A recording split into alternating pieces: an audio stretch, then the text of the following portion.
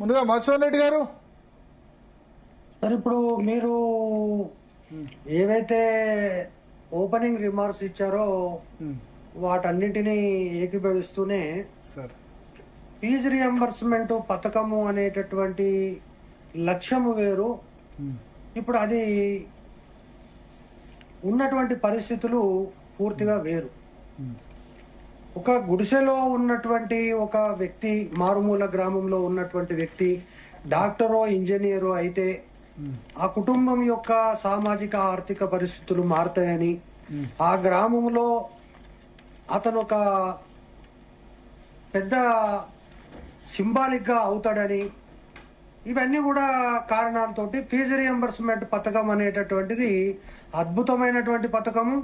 ఇప్పుడు గతంలో కొనసాగింది, ఇప్పుడు కొనసాగాలి, భవిష్యత్తులో కూడా కొనసాగాలని కోరుకునే వాళ్ళలో నేను కూడా ఒకటి. రెండవది, ఈ ఫీజు రియంబర్స్మెంట్ చర్చించేదానికంటే ముందు 2000 సంవత్సరంలో ఈ రాష్ట్రంలో Y2K సమస్య వల్ల ప్రపంచవ్యాప్తంగా ఈ ఐటీ సెక్టర్ కు డిమాండ్ రావడము, కొత్తగా కళాశాలలు ఏర్పడము, ఇవన్నీ వచ్చిన తర్వాత ఫీజు రియంబర్స్మెంట్ పథకం రావడము.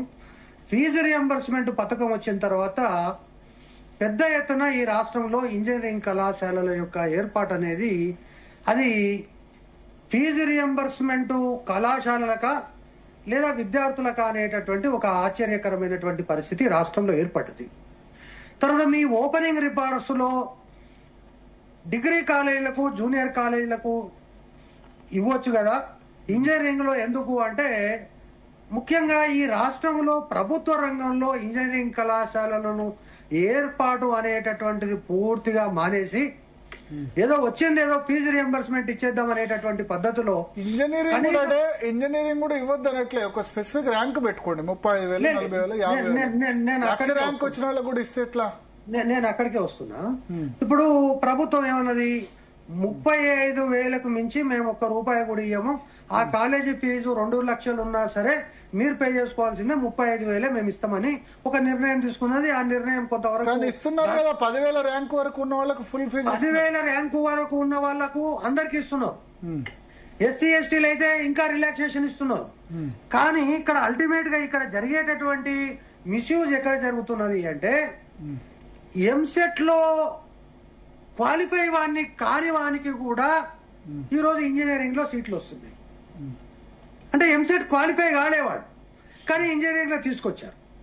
తర్వాత మీరు నిన్ననో మొన్ననో వార్తలు కనుక చూస్తే మీరు చాలా అక్యురేట్ పాయింట్, కరెక్ట్ పాయింట్ మీరు స్పష్టంగా చెప్పారు. ఈ రాష్ట్రంలో ఉన్న సుమారు 10,000 కోట్ల బకాయిలను కనుక మనము క్లాసిఫికేషన్ చేస్తే 7,000 కోట్లు కేవలం ఇంజనీరింగ్ కళాశాలకే ఇవ్వాలి. అంటే సుమారు 70%. ఇంకా అదైనా కొంత డైజెస్ట్ చేసుకోవచ్చేమో గాని ఈ 7,000 కోట్లలో 70% టాప్ 20 కాలేజీలకి ఇయ్యాలట. అంటే టాప్ 20 కాలేజీలకే ఇందులో 70% పోతుందట. అంటే ఈ రాష్ట్రంలో ఉన్న టాప్ 20 కాలేజీలకు ఒక్కొక్కరికి 1,000 కోట్లు, 2,000 కోట్లు, 3,000 కోట్ల చొప్పున ఈ రోజు రాష్ట్రంలో ఉన్న ఇప్పుడు సోకాల్డ్ కార్పొరేట్ కాలేజీలు, అంటే అరోరా కాలేజెస్ కావచ్చు, లేకపోతే ఈ గ్రూప్ ఆఫ్ ఇన్స్టిట్యూషన్స్ ఏవైతే ఉన్నాయో వాటికే ఒక్కొక్క వాటికి పెద్ద ఎత్తున డబ్బులు పోతున్నాయి. ఒకటి. రెండవది ఏమైతుంది, గ్రామీణ ప్రాంతాల్లో ఉన్నటువంటి కళాశాలలు ఆల్రెడీ ఇప్పటికే మూతపడ్డాయి, ఈ భవిష్యత్తులో ఇంకా కూడా మూతపడతాయి.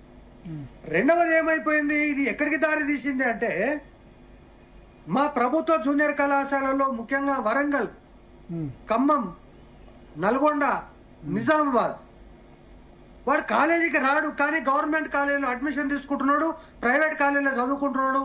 ఎందుకంటే గవర్నమెంట్ కాలేజీ పేరు మీద సర్టిఫికేట్ వస్తే నాకు ఫీజు రియంబర్స్మెంట్ 35,000 ర్యాంక్ వచ్చినా వస్తుంది అనేటటువంటి పద్ధతుల్లో ఈ రోజు ఈ ఫీజు రియంబర్స్మెంట్ పథకం మిస్యూజ్ అవుతుంది. ఫీజు రియంబర్స్మెంట్ పథకం ప్రారంభమైన తర్వాత విద్యార్థుల దగ్గర నుంచి బలవంతంగా వసూలు చేయడం తప్పు అని చెప్పి ప్రభుత్వం ఒక జీవో ఇచ్చింది. ఆ జీవో నిన్న కోర్టు అబియన్స్ లో పెట్టింది.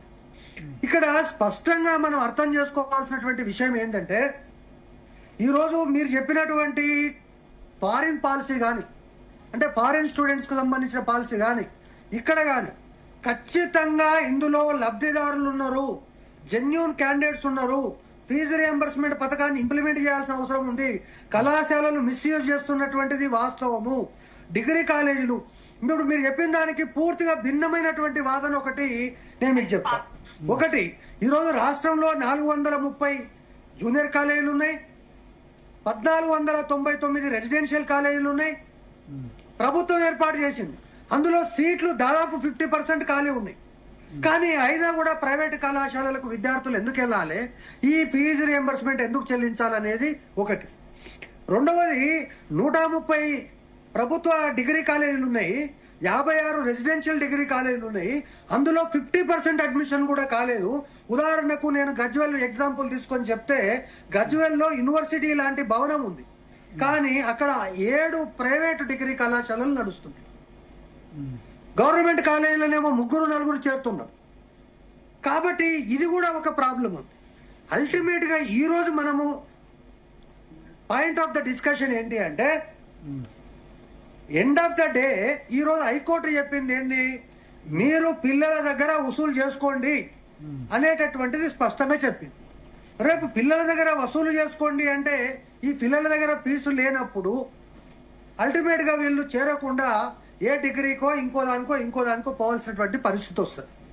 కాబట్టి ప్రభుత్వము ఈ యొక్క సమస్య పైన ఇప్పుడే బట్టి విక్రమార్క దగ్గర జరిగినటువంటి మీటింగ్ నుంచి నేను వస్తున్నా. మాకు 10,000 కోట్ల రూపాయలు తక్షణం ఇస్తే తప్ప ఉద్యోగులకు పెన్షనర్లకు మాకు వెసులుబాటు అయ్యే పరిస్థితి లేదు. నిన్ననే ఆర్టీసీ సమ్మె వచ్చింది, రేపు ఈ సమస్య. ఈ విధంగా ఆర్థిక పరిస్థితి అనేటటువంటిది ప్రభుత్వం దగ్గర ఉక్కిరి బిక్కిరి అయ్యేటటువంటి ఆర్థిక పరిస్థితి ఉందనేటటువంటిది అందరికి తెలుసు. కానీ ఈ రోజు ఈ యొక్క ఫీజు రియంబర్స్మెంట్ అనేటటువంటిది ఖచ్చితంగా ప్రభుత్వం ఇంకా కూడా మీనమేషాలు లెక్క పెట్టి ఇంకోటి చేయకుండా తక్షణం దీనికి సంబంధించి ఒక పరిష్కార మార్గాన్ని కనుక్కోవాల్సినటువంటి అవసరం ఉంది. దీనికి ఏదో రకమైనటువంటి నేనేమంటున్నా, 70% ఇంజనీరింగ్ కాలేజీలకు ఇవ్వాలి కాబట్టి ఇంజనీరింగ్ కాలేజీలు ఆపి జూనియర్ డిగ్రీ కాలేజీలకు మొత్తం క్లియర్ చేసి పడేయండి.